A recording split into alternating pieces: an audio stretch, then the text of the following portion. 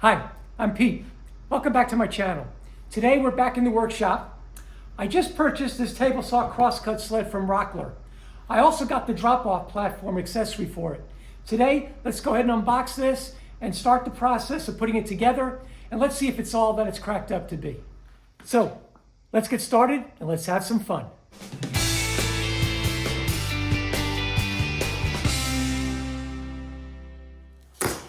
My very first impression is this crosscut sled comes very well packaged.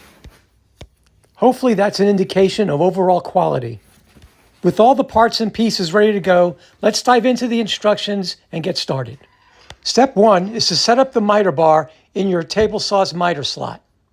I found the best way to make the adjustment is to tighten the screws until the miter bar grabs and then back off about a half a turn. Next, we measured the distance from the blade to the miter slot. Okay, so I'm done with the first couple of steps, but now I need to attach the miter bar to the base, and I've come across the first glitch that I think is a glitch in the instructions, where it shows the mounting holes in the instructions, and they seem to be color-coded. On the base itself, there is no color coding. So I'm hoping that by counting in the number of holes, that it is the correct hole that I'll be mounting it in. The miter bar is attached with 3 screws.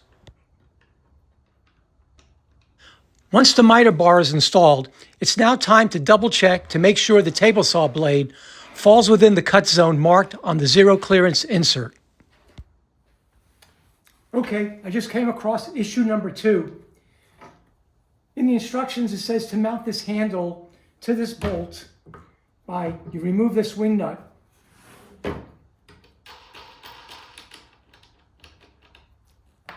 and install this handle, but there should be a washer here. And there was no appropriately sized washer that came with the parts kit. So I'm gonna have to go through my parts bin and see if I can find a washer that will fit over this bolt.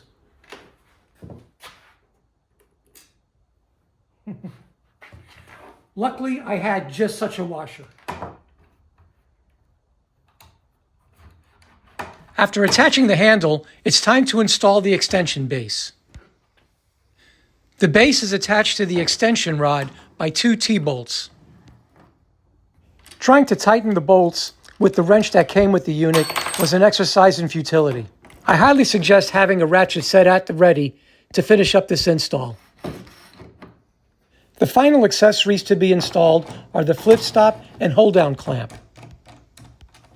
With these accessories installed, you can now put the crosscut sled on your table saw and slowly push the sled past the blade to cut the edge of the zero clearance insert. You should now calibrate the fence by placing a square against the blade and adjusting the fence until it's precisely 90 degrees to the saw blade.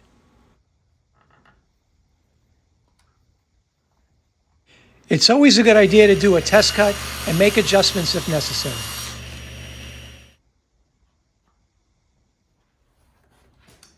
Okay, so we got the crosscut sled fully assembled.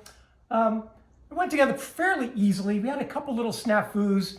The one issue with understanding which bolt holes to use, in the instructions they were color-coded. Unfortunately, on the crosscut sled itself, there are no colors, so basically you just have to count in the number of screw holes, and hopefully it aligns with what's in the instruction sheet. The other thing is the handle mechanism on this part right here did not have a washer, although it shows a washer on the instructions, and when tightening it without a washer, it didn't tighten all the way.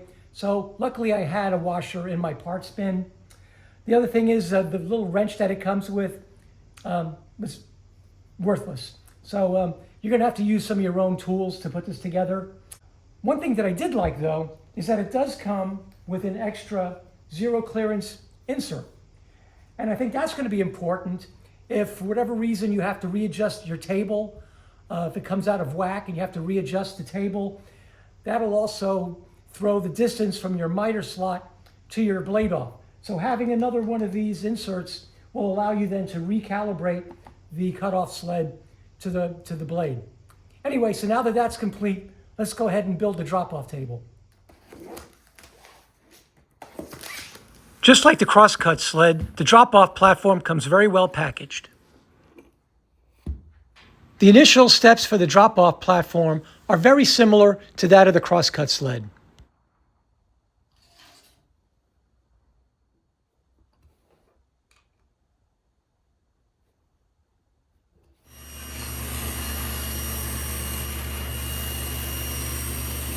A nice accessory that comes with the platform is this reversible stop block. Step 1 is to mark the 0-inch line when the stop block is flush with the zero clearance insert. Next, you will install the sticky back tape measure. Take extra care to align the 0-inch reading on the tape measure to the pencil mark of 0 inches you made on the sled. You may need to trim the tape measure in order to fit in the recess on the platform.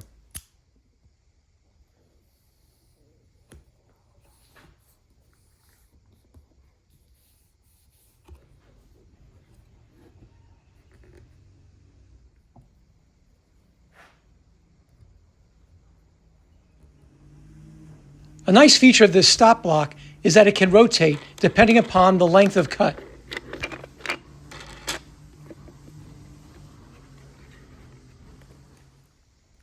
So one thing I'm noticing immediately is this T-bolt is not sliding in the slot really well.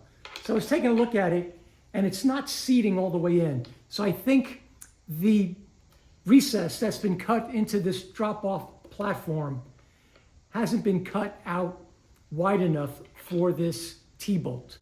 So a little bit of a QC issue from the factory. And that's making it so that it's difficult to slide.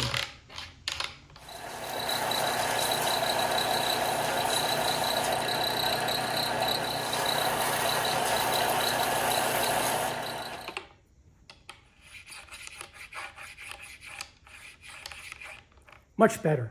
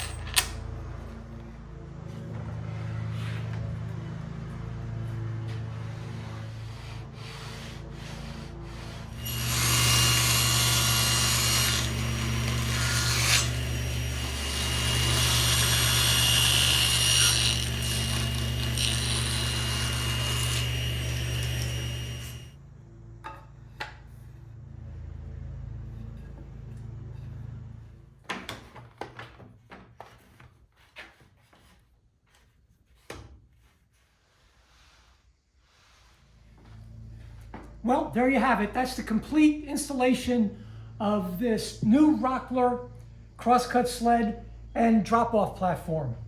So the jury is still out on how well it works. I will say positively, once I had it zeroed out, it was accurate at the 0 degrees and at the 45 degrees. It slides easy. The miter bars are nice, and there were some issues though. Like I mentioned before, I didn't like the fact that the instructions showed color-coded holes for mounting the miter bars, and they're not color-coded on the actual devices themselves. You have to actually figure it out by counting the number of holes. The hardware you get, like this little wrench here, was useless, and also was missing a couple of pieces. It was missing a washer for the handle, and also the T-bolt on this piece right here. It was too thick or too wide to fit in the groove, so I had to sand that down.